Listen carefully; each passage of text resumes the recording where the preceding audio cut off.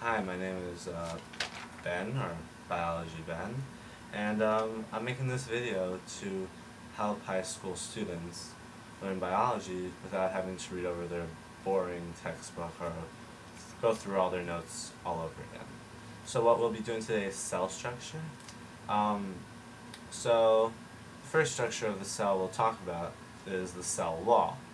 The cell wall provides support and protection for the wall, and only plants have it. And an easy way of remembering it is that it is kind of like a box with holes in it. And the box doesn't change size, it doesn't get bigger or smaller, but things can get inside and out of it. So that's one thing about it. The next thing I want to talk about is the cell membrane. And the cell membrane is kind of like a cell wall, except it can get bigger and smaller. It essentially has the same function as a cell membrane, and things pass through it all the time. But the thing about a cell membrane is animals and plants have it. So plants have cell walls, and animals and plants both have cell membranes. Now, right. So the next thing I want to talk about is the nucleus. The nucleus is kind of like the brain of the cell, but it's kind of like a misnomer because it really isn't a brain. Um, really what it does, it has all this chemical information, and this chemical information gets translated by the cell and makes the functions.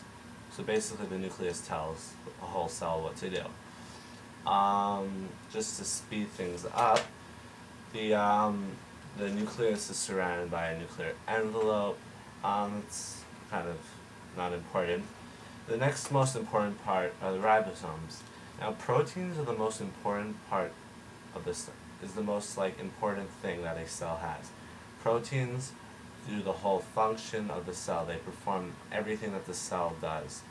So, if I don't know, if we want to change, if we want to make a vacuole around something, well, a protein is made to help make the vacuole. Just a little example.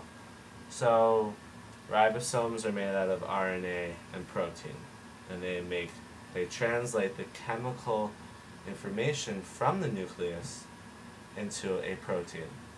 So that's actually a very important part of the cell, and you should take note of that. Another part that is important is the endoplasmic reticulum, and that modifies the proteins. Now, there are two endoplasmic there's two endoplasmic reticulums.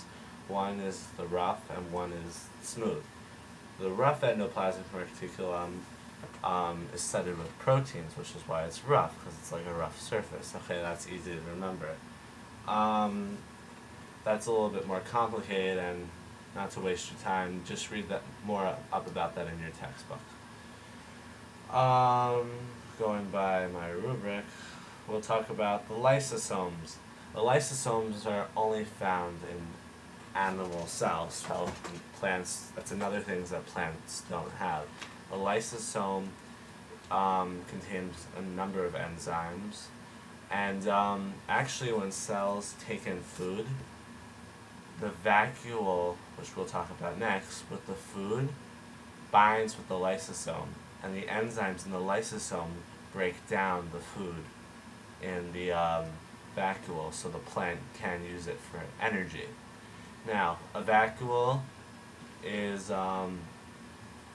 it's kind of like a bubble, and cells put whatever they want in the bubble, whether it's to store, whether it's to, like, for instance, if there's food outside the cell and it can't fit through the cell membrane, it'll kind of send out a vacuole, like kind of take in the food and bring it inside the cell.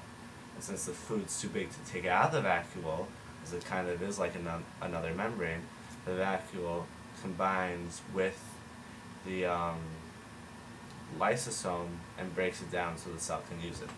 So that's just another example. The next part we'll talk about is the mitochondria.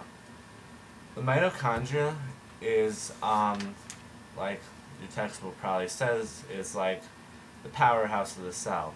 Both animals and plants use it, and it's used to, it takes in food, and we'll just give an example of glucose, and we'll break it into ATP. Break it down into ATP.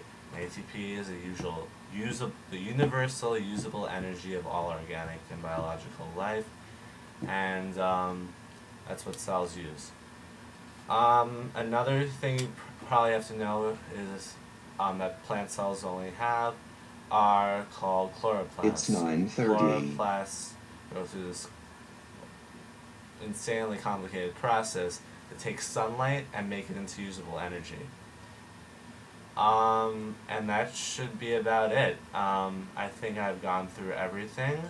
I hope this helps you guys out, so now you don't have to go read through your textbook.